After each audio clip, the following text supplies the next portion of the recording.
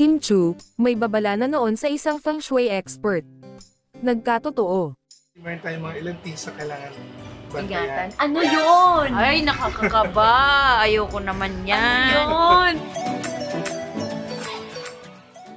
It's showtime. Host na si Kim Chu, formal na nagsampa ng kasong qualified theft sa kapatid na si Lockham Chu matapos madiskubre ang mga serious financial discrepancies sa kanilang business venture.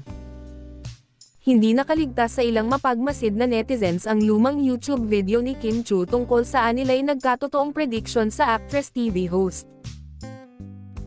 May kinalaman ito sa latest issue na kinasasangkutan ni Kim at nakatatandang kapatid nitong si Lockham Chu. Umabot na sa korte ang sigalot sa pagitan ni Kim Chu at ng kapatid niyang si Lockham Chu.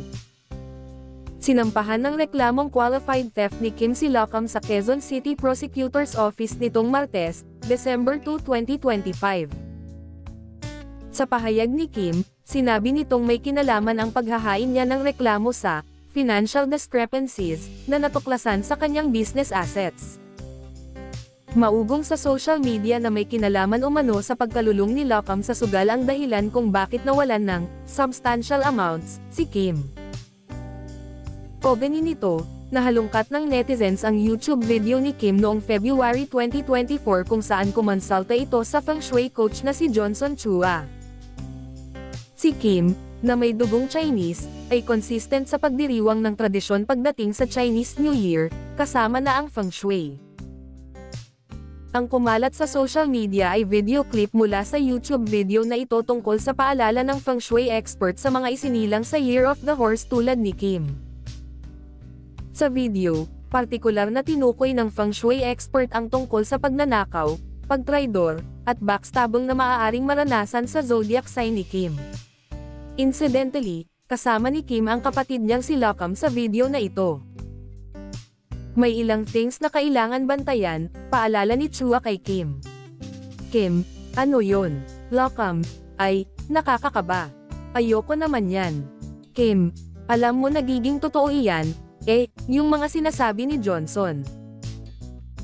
Humingi ng detalye si Kim ukol sa mga paalala sa kanya ni Chua. Sabi ng feng shui expert, so far, no, number 1 talaga na iingatan natin yung horse is that meron kasing robbery star ang horse, Ang problema kasi, when you talk about robbery, hindi lang naman pera ang ninanakaw, pwede yung trust, yung mga ganong klase. Tapos also mga traitors and backfighters, you also need to be careful din. Mga user. Maraming ganon ngayon, bulalas ni Kim. Nagpaalala si Chua sa kapamilya actress na maging maingat ito. Shocks.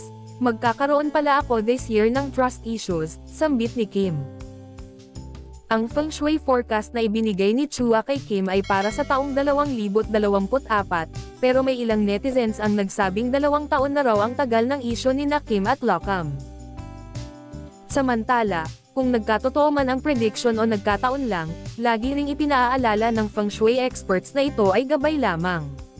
Walang binanggit si Kim sa kanyang pahayag kung gaano nakatagal nangyayari ang sigalot nila ng nakatatandang kapatid. Subalit nabanggit ng aktres sa kanyang statement na pinag-isipan niya sa loob ng maraming buwan ang pagsasampa ng reklamo sa kapatid.